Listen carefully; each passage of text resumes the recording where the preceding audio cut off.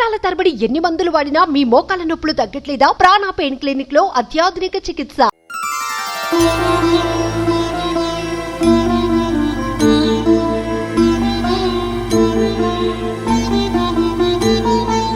సుగ్రీవమిత్రం పరమం పవిత్రం. అందరికీ నమస్కారం. Welcome to temple tour with Geetha. ఊరు రామనామం పలకని నోరు ఉండదు అంటారు. ఇది అతిశయోక్తి కాదండి. అంతటి మహిమా స్వరూపుడు ఆయన. అడిగిన వెంటనే వరాలను సంగుతాడు. తలచిన వెంటనే మనం ఏదైనా ఒక మాట అనుకుంటే చాలట ఆయన వెంటనే ప్రత్యక్షమయ్యి అభయం ఇస్తాడట. ప్రత్యేకంగా ఒంటిమిట్ట కోదండ రామాలయంలో అయితే స్వామివారి నిదర్శనాలు ఎన్నో ఉన్నాయి. ఆ ప్రదేశంలోనే ప్రస్తుతం నేనున్నానండి. ఇది ఎంతటి పుణ్యక్షేత్రం అంటే స్వయంగా స్వామివారు నడయాడినటువంటి ప్రదేశం, అలాగే ఎన్నోసార్లు నిదర్శనాలు చూపించినటువంటి ప్రదేశం. ప్రపంచంలో మనం ఎక్కడా చూడని విధంగా హనుమంతుడు లేని రామాలయంగా కూడా ఒంటిమిట్ట కోదండ రామాలయాన్ని చెబుతారు. ఎన్ని విశేషాలున్న ఆలయ సందర్శనం చేసుకుందామా? మరి ఆ స్వామిని కూడా దర్శించుకుందాం రండి. శ్రీ కోదండ రామస్వామి వారి ఆలయానికి ఇదే ప్రధాన ద్వారం అండి. తూర్పు ద్వారం దగ్గర మనం ఉన్నాము. ముఖ్యంగా 3 ద్వారాలు ఉంటాయి ఆలయానికి. ఉత్తరం, దక్షిణం, ప్రధానమైనది తూర్పు మార్గం. ఇదే రాజగోపురం నుంచి మనం ఆలయం లోపలికి అడుగు పెట్టాల్సి ఉంటుంది. రండి వెళ్దాం.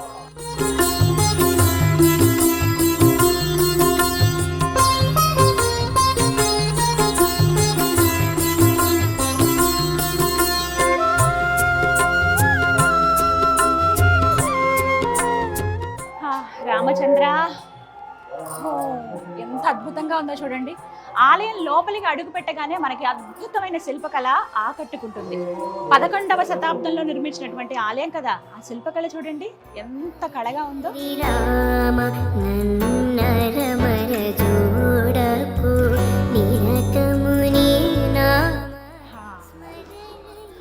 పెద్ద ద్వారాలు స్వామివారి ఆలయానికి.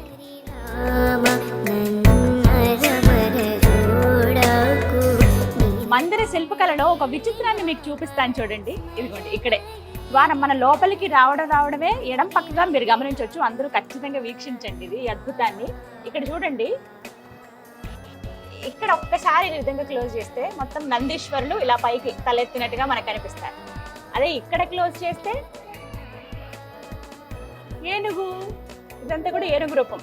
ఎంత చక్కగా చెక్కారో చూడండి. రెండు ఒకలాగానే ఉన్నాయి. 2 జంతువులు కూడా ఒకదాని పక్కన ఒకరు ఉన్నట్లు ఉన్నాయి, కానీ శిరస్సు మాత్రం మన కళ్ళతోటి అదొక మాయ అనమాట. చిన్నగా మనం చేసేటువంటి మాయ అది. అంత అద్భుతమైన వాళ్ళ నైపుణ్యం ఎంత బాగుందో చూడండి. అప్పటి కాలంలో ప్రతి ఒక్కటి చిన్నవి కూడా చాలా నీట్గా చెక్కారు. ఇవ్వండి ఈ పైనవి, ఇవి ఏమన్నా రూపం ఉంటే కళ్ళు, ముక్కు, నోరు, ఇవన్నీ కాళ్ళ దాకా వాళ్ళ భంగిమలు కానీ ఇవన్నీ కూడా ఎంత బాగున్నాయో. ఇగో సప్త ఋషులు ఇలా ఇవన్నీ మనకు కనిపిస్తాయి. ఇక్కడ చూడండి వెంకటేశ్వర స్వామి వారు, శ్రీదేవి భూదేవి సమేత వెంకటేశ్వర స్వామి వారు, గరుత్మంతుడు. అడుగడుగున అద్భుతమే. కానీ 11వ శతాబ్దం ఆ రోజుల్లో రాళ్ల పైన ఇలా ఇల్యూజన్ చెక్కడం అంటే అది మామూలు విషయం కాదండి. వాళ్ళకి చేతులు ఎత్తి నమస్కరించాలి నిజంగా. ఇక్కడ చూడండి అద్భుతం. హనుమంతుల వారు, రామచంద్రుల వారు, లక్ష్మణ స్వామి అలా నుంచుని ఉన్నారు. ఇది సీతాపహరణ జరిగిన తర్వాత ఘట్టం అనమాట. అందుకే ఇక్కడ సీతమ్మ వారు మనకు కనిపించరు.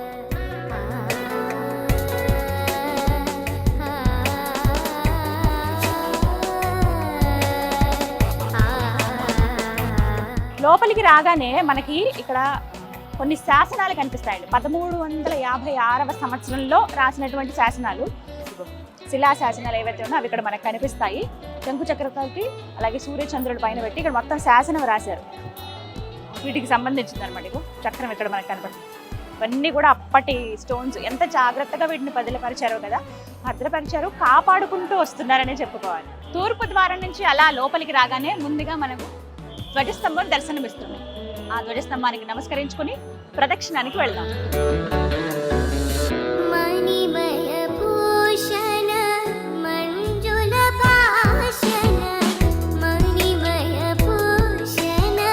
అలా మనం ప్రదక్షిణ చేస్తూ ఉంటే ఎడం వైపుగా ముందు మనం గమనించవచ్చు స్వామివారి అంటే శ్రీవారి పోటు, అంటే స్వామివారికి నైవేద్యం పెట్టేవన్నీ కూడా ఇక్కడే తయారవుతాయి.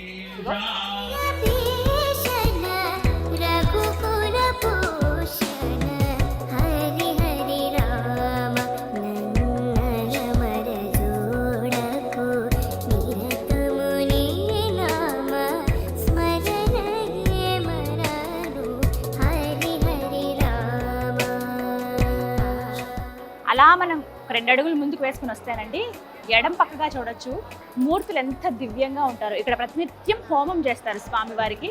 ఉదయం పూట జరిగినటువంటి హోమం ఇంకా చూడండి వెలుగుతూనే ఉంది అగ్ని. ఇక్కడ కూర్చుంటే ఆ అద్భుతమైన సుగంధం, ఆ సువాసన వలె వస్తున్నాయి. దానికంటే మరీ ముఖ్యంగా ఎక్కువ ఆకర్షించేది స్వామి అమ్మవార్ల మూర్తులేనండి. ఎంత సుందరంగా ఉన్నాయో చూడండి, చాలా చక్కగా అలంకరించారు. ప్రతినిత్యం ఇక్కడే జరుగుతాయి. ఎంత దివ్యంగా ఉన్నాయో మూర్తులు అయితే. చక్కటి చీరలు అవన్నీ అలంకరించారు. చాలా చాలా బాగుంది. ఇక్కడ నుంచినే మనం వీక్షించవచ్చు అనమాట. హోమాలన్నీ ఇక్కడ జరుగుతాయి.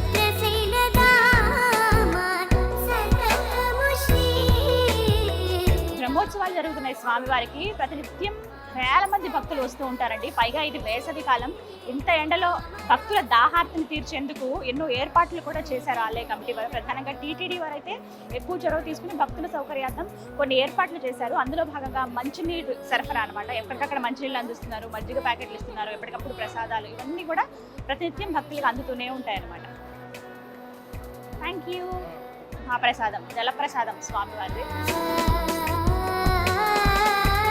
ఇదే దక్షిణ ద్వారం అండి. ఇటువైపుగా కూడా స్వామిని దర్శనం చేసుకోవడానికి రావచ్చు. అయితే ప్రధాన గోపురం మాత్రం తూర్పు గోపురమే. కానీ చాలా మంది భక్తులు ఈ వైపు నుంచి కూడా వస్తారు. ఇప్పుడు బ్రహ్మోత్సవాలు, కళ్యాణం ఉంది కదా, అందుకనే అన్ని ఏర్పాట్లు చేసేసారు. ఎక్కడి నుంచైనా రావడానికి వీలుగా భక్తులకి ఆ ఏర్పాట్లు అన్నీ ఉన్నాయన్నమాట. ఇగో ఇది దక్షిణ ద్వారం. ఇటువైపుగా ఇలా రావచ్చు.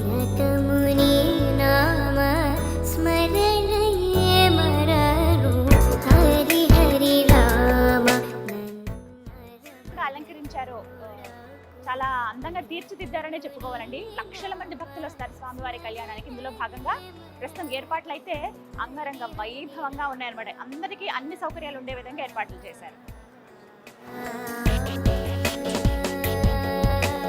ఇప్పుడు మీకు మరొక ప్రాంతాన్ని చూపిస్తాను. ఇక్కడే స్వామివారి కళ్యాణోత్సవం జరుగుతుంది. అలాగే మీకు కొన్ని విజువల్స్ చూపిస్తాను. కరెక్ట్గా మేము షూటింగ్ వస్తున్నాం అన్నప్పుడే మా అదృష్టం ఇది. తిరుమంజనోత్సవం జరుగుతోంది స్వామివారికి. స్నపన తిరుమంజనం అని అంటారు. చాలా వైభవంగా జరిగింది. తెల్లటి వస్త్రాలు ధరింపజేసి అభిషేకాలు చేశారు పంచామృతాలతోటి. ఎంత సుందరంగా ఉందంటే చూస్తూ అలా ఉండిపోయాము. వేరే లోకల్లో ఎక్కడో వైకుంఠంలో ఉన్నామా అన్న భావన కలిగింది. కానీ ఇక్కడ నుంచి దండం పెట్టుకోవచ్చు. మరీ ముఖ్యంగా ఏంటంటే ఇక్కడ ఈ మండపంలో మాస కళ్యాణాలు జరుగుతాయండి. అంటే పౌర్ణమి రోజున ఆ సీతారామచంద్ర స్వామి వారికి కళ్యాణం జరిపిస్తారనమాట. ఇక్కడే ఆ ప్రదేశం. రామచంద్ర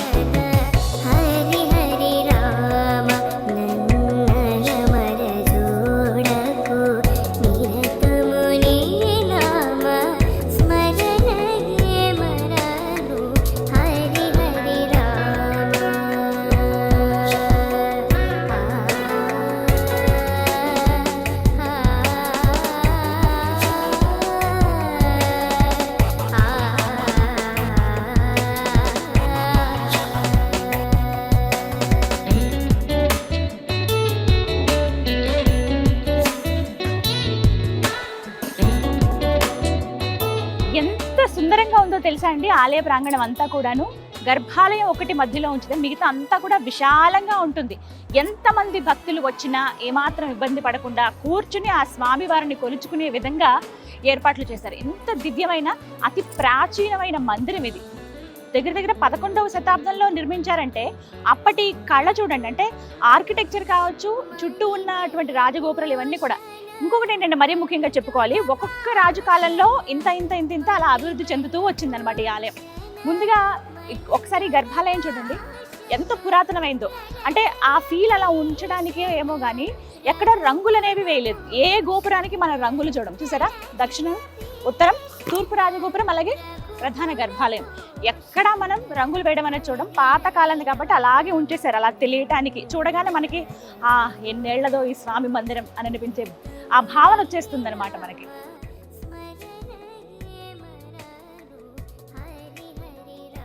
ఒంటిమిట్టలో శ్రీరాముల వారి కళ్యాణం చాలా చాలా ప్రత్యేకం అండి. సాయంత్రం పూట జరుగుతుందంటే చంద్రుడి వెన్నెల్లో స్వామివారి కళ్యాణం జరుగుతుందని చెప్తాం కదా. ఆ ఘట్టం ఆద్యంతము చాలా ఆసక్తికరంగా ఉంటుంది. శివధనుర్భంగం తర్వాతే కదా స్వామి అమ్మవార్ల వివాహం జరిగింది. కళ్యాణ ఘడియలు ఎప్పుడైతే ముందుకు వస్తున్నాయో ఆ ముందుగా కొన్ని క్రతువులు ఇక్కడ జరిపిస్తారు. అందులో ప్రధానమైనది శివ ధనుర్భంగం. ఆ ఘట్టం తర్వాత ఎదుర్కోలు కార్యక్రమం నిర్వహిస్తారు. అది చాలా ప్రత్యేకం. స్వామి వారికి వేరేగా, అలాగే అమ్మవారికి వేరేగా ఎదుర్కోలు ఉంటుంది. ఎదురెదురుగా వారు కూర్చున్నట్లుగా ఆ ఘట్టం జరిగేది ఇదిగో ఇక్కడే. ఇది శ్రీరాముల వారి ఎదుర్కోలు మండపం. చక్కగా ఇప్పటికే లైటింగ్స్ అవన్నీ పెట్టి అందంగా తీర్చిదిద్దారు. ఇక రేపటి రోజున ఇంకా పూలమాలలతోటి అందంగా తీర్చిదిద్దారు. ఇంకా స్వామి వచ్చి కూర్చున్నారంటే ఎంత దివ్యంగా ఉంటుందో అందరికీ తెలిసిందే కదా. ఇక్కడే ఎదుర్కోలు ఉత్సవం జరిగేది. ఇది ప్రత్యేకంగా శ్రీరాముల వారికి. కరెక్ట్గా దీనికి ఇంకా స్ట్రెయిట్ పాయింట్లు మనం చూస్తే గర్భాలయానికి ఎడం పక్కన అంత దూరంలో కనిపిస్తుంది చూసారా, పూలమాలలతో అలంకరించారే, అక్కడ అమ్మవారి ఎదుర్కోలు ఉంటుందన్నమాట. పదండి అక్కడికి వెళ్దాం.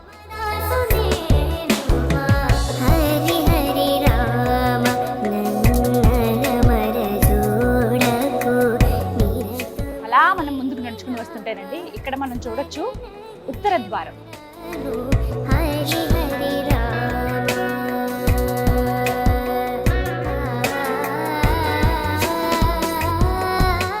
మనం పరిక్రమ చేసుకుంటూ వస్తున్నామండి ఆలయం చుట్టూరు. ఇందులో భాగంగా మనం ప్రస్తుతం ఉన్నది ఉత్తర ద్వారం దగ్గర. ఈ ద్వారం గురించి ఎన్నో ప్రత్యేకతలు ఉన్నాయని చెప్తారు. మరీ విశేషంగా చెప్పేది ఏమిటంటే, ఒకానొక సమయంలోనట ఒక వ్యక్తి స్వామిని ఆరాధించేందుకు, ఆయనపై కీర్తనలు పాడేందుకు ఎంతో ఉత్సుకతతో ఆలయం లోపలికి అడుగు పెట్టడానికి ప్రయత్నించాడు. నువ్వు చాలా తక్కువ జాతికి చెందిన వాడివి, నువ్వు ఆలయంలోకి ప్రవేశించడానికి వీల్లేదు, నీకు రామయ్య దర్శనం ఉండదు అని చెప్పి ఆలయంలో ఉన్నటువంటి కొంతమంది పెద్దలు మాట్లాడారట. స్వామి, నేనేం చేయను, నా తప్పేముంది, ఇలా పుట్టడం నా తప్ప, కానీ ఆ రామయ్యను చూడాలని, ఆయన ఎదురుగా 2 కీర్తనలు పాడాలని నా కోరిక అని ఎంతో విన్నవించుకున్నాడట అతను. అయినా సరే వినిపించుకోలేదు. నువ్వు అసలు రావడానికి వీల్లేదని చెప్పి ద్వారం మూసివేశారట. ఆయన వచ్చింది కూడా ఈ ద్వారం గుండానే, ఉత్తర ద్వారం గుండానే వచ్చారు. సరే ఇక ద్వారాలు మూసేశారు, వెళ్ళిపోయారు ఎవరికి వాళ్ళు. మళ్ళీ తెల్లవారుజామున యథావిధిగా సుప్రభాతంతో స్వామివారిని మేల్కొల్పడానికి అయ్యగారులందరూ వచ్చారట.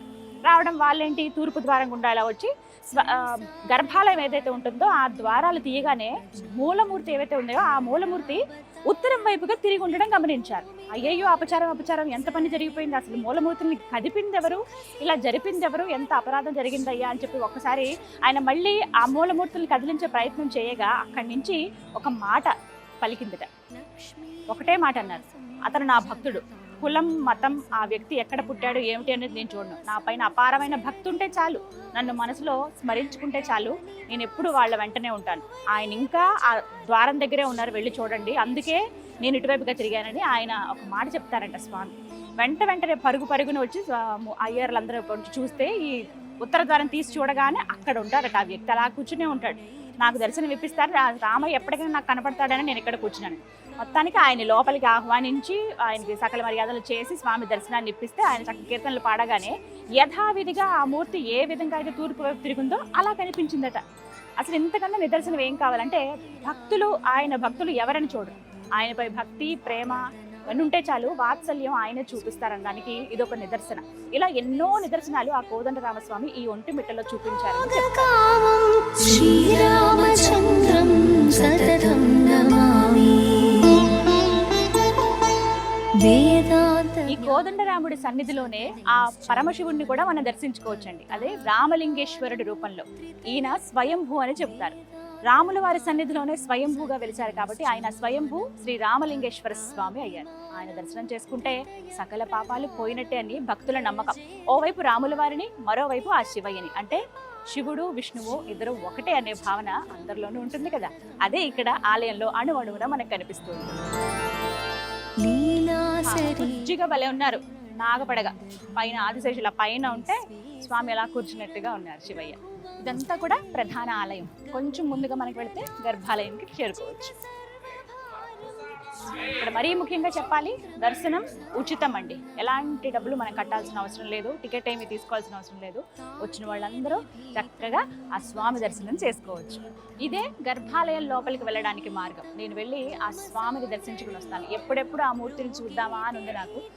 ఎంతో చరిత్ర ఉంది, ప్రత్యేకించి ఈ ఆలయానికి ఎంతో విశిష్టత కూడా ఉంది. ఆ విషయాలు కూడా మాట్లాడదాం. నేను వెళ్ళి దర్శనం చేసుకుని వస్తానే. శ్రీరామచంద్రం సతతం నమామి. శ్రీరామచంద్రం సతతం. శ్రీరామ, ఎంత చక్కగా దర్శనం జరిగిందో తెలుసా. స్వామివారి అలంకరించినటువంటి మాల ఇచ్చారు, అలాగే స్వామివారికి పూసినటువంటి చందనం ఇచ్చారు, అలాగే స్వామి అమ్మవార్ల దగ్గర పెట్టిన పువ్వులు ఇచ్చారు. ఎంత అనుగ్రహం శ్రీరామచంద్రుల వారిది. మాట్లాడదాం విశేషాలు. ఆ మూర్తిని చూడగానే నాకు చాలా చాలా సంతోషం అనిపించింది. నేను ఇది మొదటిసారి అనుకుంటున్నాను స్వామి అలా నిలువెత్తు రూపం చూడటము. అంటే అమ్మవారు లక్ష్మణుడితో సమేతంగా అయోధ్యలో చూశాను ఆ బుజ్జి రామయ్యని, కానీ ఇక్కడ ప్రత్యేకంగానండి ఒంటిమిట్టలో స్వామి నిలువెత్తు రూపాన్ని చూశాను. కోదండపాణి అంటారు కదా, ఆ బాణం అలా పట్టుకుని ఉన్నారు ఆయన. మా నడుముకి ఒక కత్తి కూడా ఉంది. మొత్తం అంతా బంగారు ఆభరణాలు వేశారు స్వామికి. ఓ వైపు కంటే ఎడం పక్కగా అమ్మవారు ఉన్నారు, కుడి వైపుకి లక్ష్మణ స్వామి ఉన్నారు.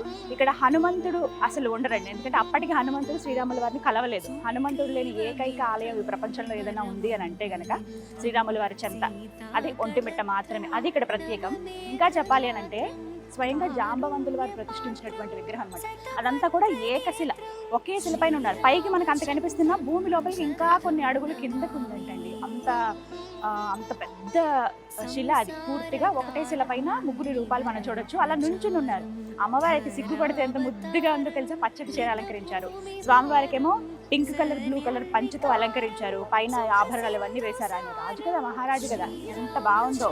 అలాగే లక్ష్మణ స్వామి కూడా పచ్చటి పంచ, చాలా సుందరం. కూర్చున్నంతసేపు అంటేనండి కొంచెం లోపలికి కొద్దిగా పర్మిషన్ తీసుకుని వెళ్ళాము. మేము అలా నుంచి చూసినంతసేపు కూడా మా మనసు కళ్ళు అన్నీ అక్కడే ఉండిపోయినాయి. ఆ అమ్మవారిని ఒకసారి, అయ్యవారిని ఒకసారి, లక్ష్మణ స్వామి వారిని ఒకసారి అలా చూస్తూనే ఉండిపోయాం. ఎక్కడో వేరే ప్రపంచంలో ఉన్నామన్న భావన కలిగింది. బంగారు ఆభరణాలు వేశారు. అంత దూరంలో స్వామి మరీ దగ్గరగా కాదు, కొంచెం దూరంలో చూడొచ్చు అనమాట. ఆ గర్భాలయంలోనే ముందుగా మనకి దశావతారాలు ఇలా చెక్కినట్లుగా అందంగా కనిపిస్తుంది. లోపలంతా కూడా అతి పురాతనమైనటువంటి ఆలయం ఇది అని చెప్పడానికి గుర్తుగా చూడొచ్చు. ఆనాటి కాలం సిలిండర్ అంతా కూడా ఆనాటి కాలం. అసలు ఎలా తీసుకొచ్చారు ఇక్కడ దాకా అనేది అంతగా దండకారణ్యం ఇదంతా కూడాను.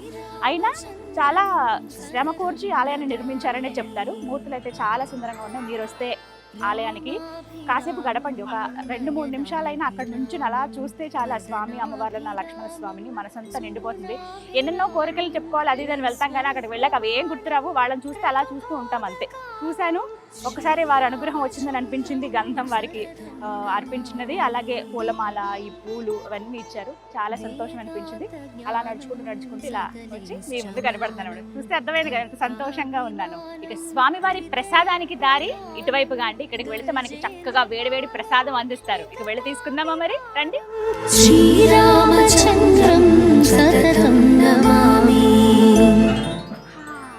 వేడివేడిగా బెల్లం పరమాన్నం స్వామికి ఎంతో ఇష్టం అంట. మధురం అంటే చాలా ఇష్టం కదా రామచంద్రుడికి. అందుకే చక్కగా మనకి ఈ సమయంలో వచ్చినందుకు ఈ ప్రసాదం లభించింది అనమాట. రకరకాలుగా పెడుతూ ఉంటారు స్వామికి. ఏంటంటే పొంగల్ పెడతారు, అలాగే పులిహోర నైవేద్యంగా సమర్పిస్తారు, అలాగే చక్కెర పొంగల్ పెడతారు, బెల్లం పరమాన్నం, ఇలా రకరకాలుగా ఉంటాయన్నమాట. మనకైతే ప్రస్తుతం బెల్లం పరమాన్నం ఇచ్చారు ప్రసాదం. చాలా మధురంగా ఉంటుంది. స్వామివారి ప్రసాదం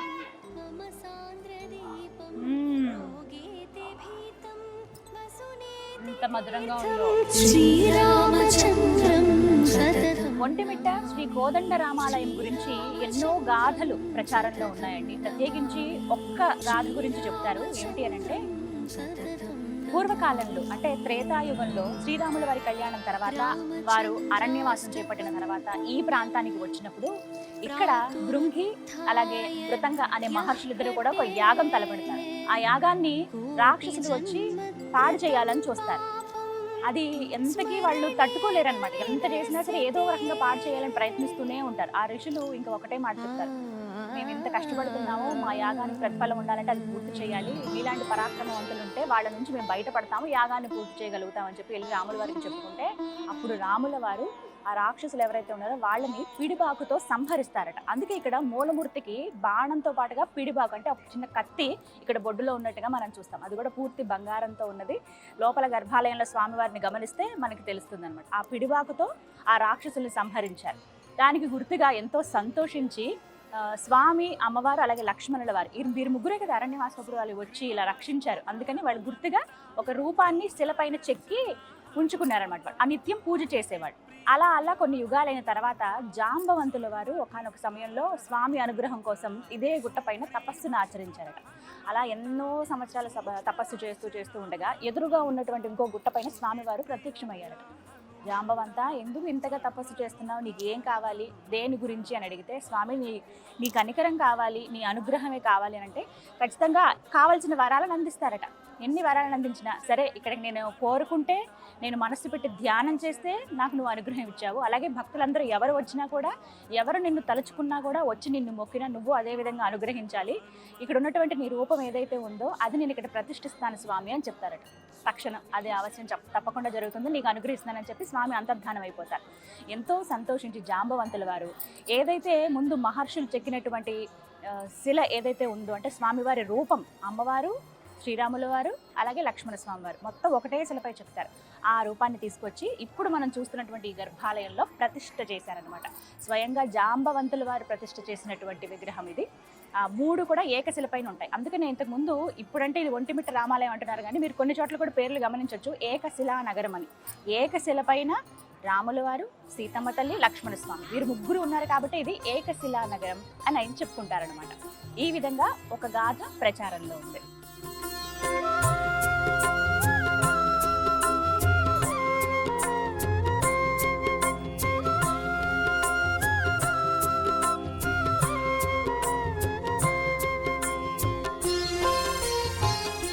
ఇక ఈ ఆలయం గురించి మరొక గాథ ఏమిటంటే, ఏకశిలా నగరం అంటున్నారు, అది సరే, మరి ఒంటిమిట్ట అని ఎందుకంటున్నారో తెలుసా?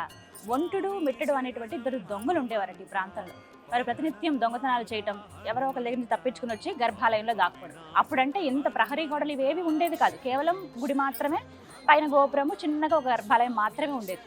ఏదో ఒక దొంగతనం అంటే చెడు పని చేసి రావడం, గర్భాలయంలో దాక్కోవడం. ఎవరు అంటే రాత్రి సమయంలో ఎవరు గర్భాలయంలోకి రారు, తలుపులు తెరవరు కదా, వీళ్ళు ఏదో రకంగా దూరిపోయి వచ్చి అక్కడ పడుకునేవాళ్ళు అండి. అలా కొన్ని రోజుల పాటు అలాగే చేసేవాళ్ళు. ఇక ఒకనొక రోజు స్వామి వారితో పలికారట, ఒంటుడు మెట్టడు, ఎంతకాలం అని మీరు ఇలా ఈ చెడు పనులు చేసుకుంటూ తిరుగుతారు, మీరు కూడా మంచిగా మారండి, ఎన్నో అద్భుతాలు మీరు చూస్తారు, మీ జీవితం బాగుపడుతుందని చెప్తే, అలా ఎందుకు ఒకేసారి స్వామి పలకగానే వాళ్ళకి ఏదో ఒక భావన కలిగిందంట. నిజమే కదా, మనం ఎంత చెడు పనులు చేస్తున్నాం, అందరూ కష్టపడి సంపాదించుకున్నామని అపహరించి మన స్వార్థానికి మనం వాడుకుంటున్నాం, ఇది నిజంగా తప్పే కదా అని వాళ్ళల్లో వాళ్ళకి అనిపిస్తుందట. నిజమే కదా, మనం పశ్చాత్తాప పడాల్సిన సమయం ఇది అని. ఆ తర్వాత ఒకటే అనుకున్నారు, దీనికి పశ్చాత్తాపంగా ఏదైనా ఒక మంచి పని చేస్తే బాగుంటుంది అని. అదేదో ఆలయ నిర్మాణంలో మనం కూడా భాగస్థలం అయితే బాగుంటుంది కదా అని చెప్పి అప్పటి రాజు దగ్గరికి వెళ్ళి, అప్పటికే నిర్మాణాలు చేపడదాం, చుట్టుపక్కల ఆలయాన్ని ఇంకా అభివృద్ధి చేద్దామని రాజుగారు నిర్ణయించుకున్నారట. అప్పుడు వెళ్ళి చెప్తారు, ఇప్పటివరకు మేము చేసినవన్నీ తప్పులే, మమ్మల్ని క్షమించండి, ఇంకెప్పుడు మేము దొంగతనాలు ఇవి చెయ్యము, అయితే స్వామివారి ఆలయ నిర్మాణంలో మాకు కూడా కొంత భాగం ఇవ్వండి, మేము ఏదో ఒక రకంగా సహాయం చేస్తామంటే, సరే మీరు మంచిగా మారుతానంటే అంతకన్నా ఉందని స్వయంగా రాజు చెప్తారట. స్వామి పలికించారు మీతో అనుకుని, సరే మీరు ఈ పనుల్లో నిమగ్నమై ఉండండి అంటే చకచక అన్నిట్లో వాళ్ళు ప్రతి దాంట్లోనూ ఇన్వాల్వ్ అయ్యి అన్ని పనులు చేసేసి ఆలయ నిర్మాణంలో ముఖ్య పాత్ర పోషించారట. అప్పటి నుంచి ఒంటుడు మిట్టడు కట్టినటువంటి ఆలయం కాబట్టి ఇది ఒంటిమిట్ట రామాలయంగా పేరు పొందింది. హనుమంత స్వామి శరణం హనుమంత పవన కుమార హనుమ. ఈ ఒంటిమిట్ట కోదండరామస్వామి ఎన్నో నిదర్శనాలు చూపించారండి. పిలిస్తే పలికే దైవంగా కూడా పేరు పొందారని చెప్పుకోవాలి. ఒకానొక సమయంలో ఒక ముస్లిం రాజు, అంటే ముస్లిం రాజులు పరిపాలిస్తున్నటువంటి సమయంలో వారు ఇలా ఈ మార్గం గుండా వెళ్తూ ఉండగా కొంతమంది భక్తులు, అలాగే దైవాన్ని నమ్మని వాళ్ళు వాదనలు చేసుకుంటున్నారట. రాముడు ఎక్కడున్నాడు, అసలు రాముడే లేడు, మీరు కేవలం ఒక శిలకు మాత్రమే పూజ చేస్తున్నారు, ఆయన దేవుడు ఎందుకు అవుతాడు? లేదు, మా రామయ్య చాలా గొప్పవాడు, ఈ ప్రాంతంలోనే ఆయన నడిచిన ప్రదేశం ఇది, ఆయన యుద్ధం చేసిన ప్రదేశం ఇది, చాలా గొప్పది, ఎన్నోసార్లు మాకు నిదర్శనాలు చూపించారని ఒకవైపు వాదన. ఇలా వాదనలు జరుగుతుండగా ఆయన వచ్చి ఏం జరిగిందని అడిగితే, ఇగోండి వీళ్ళు రాముడు ఉన్నాడు అంటున్నాడు, ఏమీ లేడని ఒకవైపు, మా రామయ్య లేడంటావా అని చెప్పి ఇక కొట్లాటకు సిద్ధమైపోతున్నారు. సరే మీరు ఉన్నారు రామయ్య అని చెప్తున్నారు కదా ఈ ప్రాంతంలో, నేను పిలుస్తాను, మీ దేవుడు పలుకుతాడా అని అడిగారట. ఓ తప్పకుండా పలుకుతారు, కావాలంటే పిలిచి చూడండి అంటారు. అయితే ఒక మాట చెప్తారు, మీరు మనసు పెట్టి నిర్మలమైన మనసుతోటి మీరు ఒక్కసారి ఆ స్వామిని స్మరించుకుని, మనసంతా నీవే ఉన్నావయ్యా, నువ్వు ఖచ్చితంగా ఉన్నావయ్యా అని నమ్మి మీరు పిలవండి ఒకసారి అని అంటారట. సరే దాందేముంది, పిలిస్తే పలుకుతాను అంటున్నారు కదా అని చెప్పి, సరే ఇదొక పరీక్షగా భావించండి అని చెప్పి మొత్తం ద్వారాలన్నీ మూసివేశారు. ఇప్పుడు మనం చూస్తున్నటువంటి ఉత్తర ద్వారం, దక్షిణ ద్వారం, తూర్పు ద్వారం, 3 ద్వారాలు మూసివేసి ఒక వైపుగా ఆయన నుంచోబెట్టారట, ఇంకో వైపుగా మిగతా వాళ్ళు నుంచున్నారట. గట్టిగా 3 సార్లు ఆయన రామా రామా రామ అని మొదటిసారి పిలిచిన వెంటనే గర్భాలయంలోంచి ఓ అని ఒక శబ్దం వినపడిందటండి. మళ్ళీ 2వ రామ అని పిలిచారు, మళ్ళీ ఓ అని పలికారట. ఇక 3వసారి పిలిచేటప్పటికి మళ్ళీ ఓ అని వచ్చింది. మనం ఒక మనిషిని పిలుస్తున్నామంటే అవతల మనిషి ఉంటేనే కదా పలుకుతారు.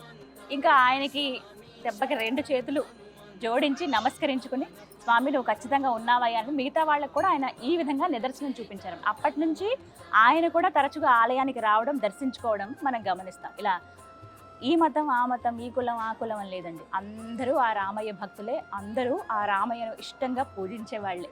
ఒకసారి స్మరిస్తే చాలు, రామ ఈ తారక మంత్రాన్ని జపిస్తే చాలు, ఎంత దూరంలో ఉన్న భక్తుల కోసం ఆయన వచ్చేస్తారు. ఎక్కడున్నా సరే ఆయన నేనున్నానంటూ పలుకుతారు.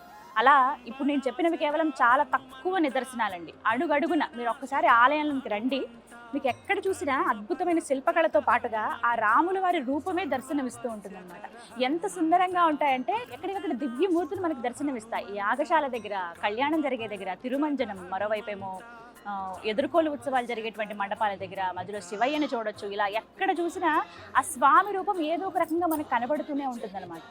నిజంగా ఎన్నెన్నో జన్మల పుణ్య ఫలం ఇది ఇలాంటి ప్రాంతాలకు రావడం. మీరు కనుక కడప వస్తే ఖచ్చితంగా ఒంటిమిట్టకు రండి, ప్రత్యేకంగా ఒంటిమిట్టకు రండి. కడప నుంచి దగ్గర దగ్గర ఒక 30 నిమిషాల ప్రయాణం ఉంటుందేమో. రోడ్స్ అన్నీ కూడా చాలా కన్వీనియంట్గా ఉంటాయి. మీరు అంత దూరం నుంచే రాజగోపురం అలా చూసుకుంటూ వస్తుంటే నిజంగా ఎప్పుడెప్పుడు ఆ స్వామిని చూద్దామనే భావన కలుగుతుందండి. ఆలయంలోకి వస్తే ఎన్నో అద్భుతాలు కూడా మీకు కనిపిస్తాయి. కాసేపు నేను చెప్తున్నాను కదా, కనీసం మీరు ఒక 2-3 గంటలు ఇక్కడ గడిపి వెళ్తే స్వామి రూపాన్ని అలా కళ్ళల్లో పెట్టుకోండి, ఎప్పటికీ మర్చిపోలేమంతే. ఎక్కడ చూడని విధంగా ఇక్కడ ఉంటారు. అందుకే ప్రత్యేకంగా చెప్పాను కదా, హనుమాన్ లేని ఆలయం ఇదే అని. కానీ ఆ తర్వాత స్వామిని ప్రతిష్ఠించారు ఇక్కడ. ప్రత్యేకించి మనం చూడొచ్చు. దర్శనం చేసుకుని అలాగా కొంచెం ముందుకు వస్తే 2 చేతులు జోడించి దాసాంజనేయుడిగా ఆ స్వామి దర్శనం ఇస్తారనమాట. శ్రీమద్ భాగవతానికి ఒంటిమిట్ట రామాలయానికి ఒక విచిత్ర సంబంధం ఉందండి. అదేంటంటే బమ్మెర పోతన వారు ఎవరైతే భాగవతాన్ని రచించారో వారు 90% వరకు ఇదే ఆలయంలో కూర్చుని రచించారని చెబుతారు. ప్రత్యేకంగా బమ్మెర పోతన విగ్రహాన్ని కూడా, రాతి శిలని మనం గర్భాలయంలో స్వామివారి దర్శనం చేసుకుని బయటికి వస్తుండగా గమనించవచ్చు అనమాట. అయితే ఒక మాట చెప్తారు, బమ్మెర పోతన ఒక పద్యాన్ని రాసేటప్పుడు, అల వైకుంఠపురంబులో అనేటువంటి ఆ పద్యాన్ని రాసేటప్పుడు తర్వాత పదాలు ఆయన వెతుక్కోవాల్సి వచ్చిందట. కలం అక్కడి నుంచి కదలడం లేదు. ఏమి రాయాలా, స్వామి గురించి ఏం చెప్పాలా అని ఆలోచిస్తూ ఉంటే స్వయంగా గర్భగుడిలోంచి ఆ రామయ్య వారే పలికారట. ఈ విధంగా అని చెప్పి ఆయన చెప్పిన మాటలతోటి అలా పద్యాన్ని పూర్తి చేశారట. అందుకే ఒక మాట చెబుతూ ఉంటారు, పలికిడిది భాగవతమట, పలికించడి వాడు రామభద్రుండట.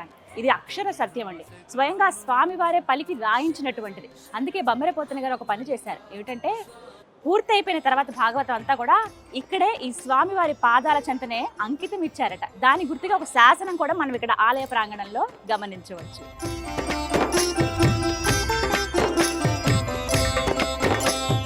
గరుడ గమన తవ చరణ కమలమిహ మనసి లసతు మమ నిత్యం. గరుడ గమన ఎంత చక్కటి దర్శనమైందో, అలాగే ఆలయం అణువున నేను చూడగలిగాను, మీకు కూడా చూపించగలిగాను. మీరు కనుక ఒంటిమిట్ట వస్తే ఖచ్చితంగా ఆలయంలో ఎక్కువసేపు గడపడానికి ప్రయత్నించండి. ఎన్నిసార్లు చూసినా ఎంతసేపు ఉన్నా తనివి తీరటం లేదు, ఇంకా ఉండాలి కాసేపు అని అనిపిస్తోంది. మీరు కడప వస్తే ప్రత్యేకంగా ఒంటిమిట్ట రామాలయానికి రండి. లేదు మేము ఆ దారిలో వెళ్తున్నాడు, ఒక్కసారి మీరు దర్శనం చేసుకున్నా చాలు. స్వామి ఇక్కడ ప్రత్యేకంగా రండి, అలా ఆయన నుంచుని ఉన్నారా, మన కోసమే కనిపిస్తున్నారా, ఆయన అరణ్యవాసానికి వచ్చినప్పుడు ఇక్కడ కాసేపు నిలబడి మనకు అనుగ్రహిస్తున్నారా అన్నట్టుగా ఉంటాయి. ఆ మూర్తులు అయితే చాలా దివ్యంగా ఉంటాయి. తప్పకుండా అందరూ దర్శించుకోవాల్సిన దేవాలయం. జీవితంలో ఒక్కసారైనా మనం దర్శించుకోవాల్సిన, చూడవలసినటువంటి క్షేత్రాలు, దేవాలయాలు ఉంటాయి కదా, అందులో ముఖ్యమైనది, ప్రధానమైనది ఒంటిమిట్ట కోదండ రామాలయం. అదే ఈ దేవాలయం. తప్పకుండా అందరూ వస్తారు కదా. భుజగ శయన భవ మదన జనక మమ జనన మరణ భయహారీ. జనన మరణ భయహారీ. మమ తాపమ పాకురు దేవ, మమ పాపమ పాకురు దేవ. మమ తాపమ పాకురు దేవ, మమ పాపమ పాకురు దేవ. భక్త సంజీవరాయ స్వామి అంటే ఆ హనుమంతుల వారేనండి. స్వామి వారి పాదాల చెంత లేరు కదా, చాలా బాధపడ్డారట. అయ్యో ఆయన లేకపోతే ఎలా అని చెప్పి, ఎందుకంటే అప్పటికి ఇంకా కలవలేదు స్వామి. ఇక్కడికి వచ్చినప్పుడు ఆయన జననంగానే అవ్వలేదని చెబుతారు. ప్రత్యేకించి భక్త సంజీవరాయనిగా ఇక్కడ వారిని ప్రతిష్ఠించారన్నమాట. స్వామి 7 అడుగుల ఎత్తులో నిండుగా అలా కనిపిస్తారు నమస్కారం చేసుకుంటూ. ఇక్కడ ముఖ్యంగా చెప్పవలసింది ఏంటంటే, స్వామి శిరస్సు భాగం ఏదైతే ఉందో ఆంజనేయ స్వామిది, అక్కడ కరెక్ట్గా రాముల వారి పాదాలు ఉంటాయన్నమాట. లోపల ఏదైతే విగ్రహం ఉందో ఏకశిలా విగ్రహం ఉంది కదా, రాముల వారు, సీతమ్మ తల్లి, లక్ష్మణ స్వామివారు. స్వామివారి పాదాల వైపు కరెక్ట్గా ఇక్కడ హనుమంతుల వారి శిరస్సు భాగం ఉంటుంది అనమాట. ఎప్పుడు ఆయన రాముల వారి బంటే కదా, కిందే ఉంటారు కదా, ఆయన సేవించుకుంటూ ఈ విధంగా ఏర్పాటు చేశారనమాట. రాముని దర్శనం చేసుకుని ఆ తర్వాత వచ్చి ఈ భక్త సంజీవరాయన్ని కూడా మనం దర్శనం చేస్తాం.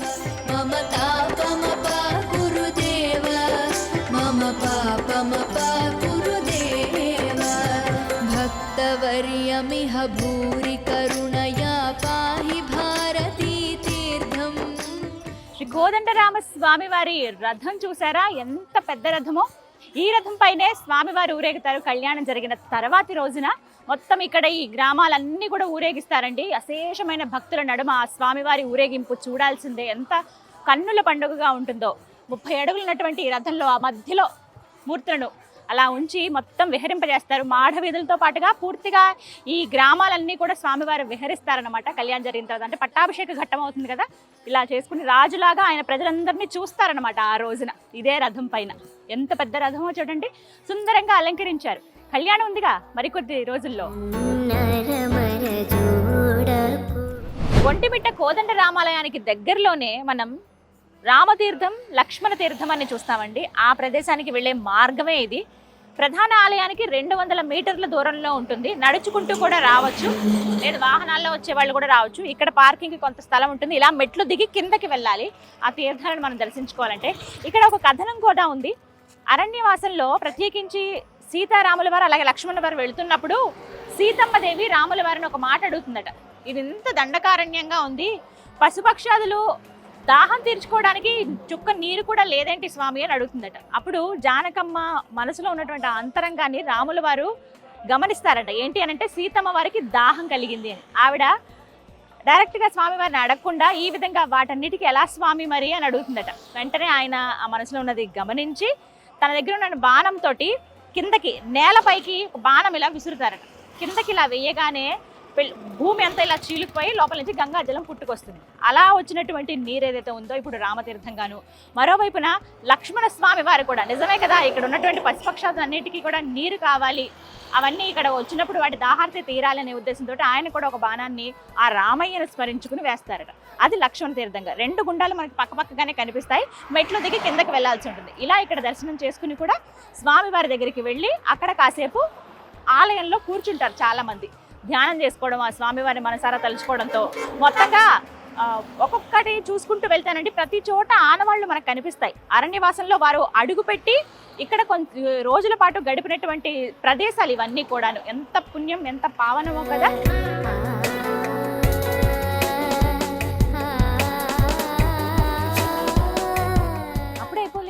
ఇక స్వామివారి ప్రసాదం తీసుకోవాలి కదా. మామూలుగా అయితే మనకి స్వామివారికి నివేదించినటువంటి ప్రసాదం ఇస్తారు. ఇక అన్న ప్రసాదం తీసుకోవడం అనేది ఎంతో అదృష్టం. చాలా మంది వేచి ఉండి మరి అన్నప్రసాదం తీసుకుని వెళుతూ ఉంటారు. మనం మధ్యాహ్నం సమయానికే ఉన్నాం ఇక్కడ. ప్రత్యేకించి వెళ్ళి అన్నప్రసాద కేంద్రంలో ఆ స్వామివారి ప్రసాదాన్ని స్వీకరిద్దాం కదండి.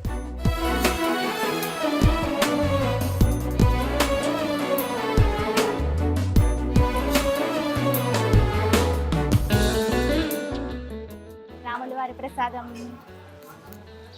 మీకు చూపిస్తాను చూడండి. ఆలయ ద్వారం నుంచి మనం బయటికి రాగానే, అంటే రాజగోపురం ఏదైతే ఉందో బయటికి రాగానే మనం బయటికి వస్తూ ఉండగా ఎడం వైపుగా కనిపిస్తుంది శ్రీ కోదండ రామస్వామి వారి నిత్య అన్నదాన క్షేత్రము అని చెప్పి.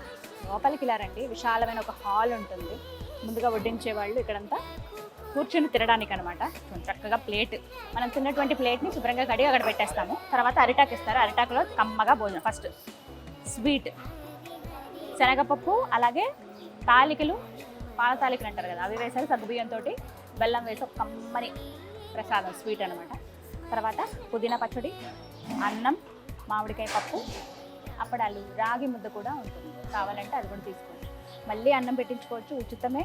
లిమిటేషన్ అంటే ఏం లేదు, ఒక్కసారే పెడతారు అన్నం, అలా ఏం లేదు. మళ్ళీ పెట్టించుకోవచ్చు. మన కడుపు నిండేంత దాకా మనం ఇక్కడ స్వామివారి ప్రసాదాన్ని స్వీకరించి వెళ్ళొచ్చు అనమాట. మీరు వస్తే స్వామివారి ప్రసాదం తీసుకోవడం మర్చిపోకండి.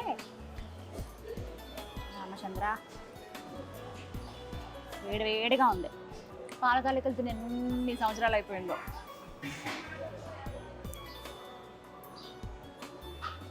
అద్భుతం. రామయ్య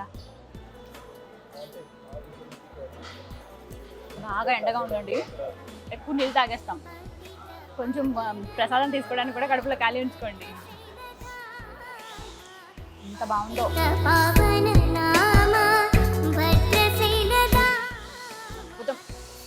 అదృష్టం ఉండాలి ఇలా ప్రసాదం స్వీకరించాలి అని అంటే. రాజగోపురం నుంచి అలా ఆలయంలోకి ప్రవేశించి ఆలయ విశేషాలన్నీ తెలుసుకుంటూ ఆ స్వామివారి దర్శనం చేసుకున్న తర్వాత అలాగే ఆంజనేయ స్వామిని కూడా దర్శనం చేసుకుని అలా బయటకు వచ్చి స్వామివారి ప్రసాదం తీసుకోవడంతో ఒంటిమిట్ట కోదండరాముడి దర్శనం పూర్తయినట్లే. నా దర్శనం అయితే పూర్తయింది. మీరు కూడా ఆ స్వామి అనుగ్రహం పొందాలంటే ఖచ్చితంగా జీవితంలో ఒక్కసారైనా ఒంటిమిట్ట రండి. ఆ రాముల వారి నిలువెత్తు రూపాన్ని సందర్శించుకుని వారిని చూసి ఆ దర్శన భాగ్యం పొందాలని నేను కోరుకుంటున్నాను. కడప రండి, కడప నుంచి జస్ట్ ఒక అరగంటలో మీరు ఈ ఆలయానికి చేరుకుంటారు. అంత దూరం నుంచి మనకు ఆ గోపురాలు కనబడుతుంటే అలా వచ్చి కాసేపు ఇక్కడ స్పెండ్ చేయండి. వీలైనంత వరకు ఇక్కడ ఒక పూటైనా గడపడానికి ప్రయత్నించండి. ఎక్కడ మీరు జీవితంలో ఎప్పుడూ అనుభూతి చెందినటువంటి ఒక ప్రత్యేకమైన ఒక ఆకర్షణకు లోనవుతారు స్వామివారిని చూడగానే. అలాంటి అనుగ్రహం కలగాలనే మనస్ఫూర్తిగా కోరుకుంటున్నారు. ఇది ఇవాల్టి టెంపుల్ టూర్ విత్ గీతాంజలి. మరో దివ్య ఆలయ సందర్శనంతో మళ్ళీ మీ ముందుకు వస్తాను. జై శ్రీరామచంద్ర.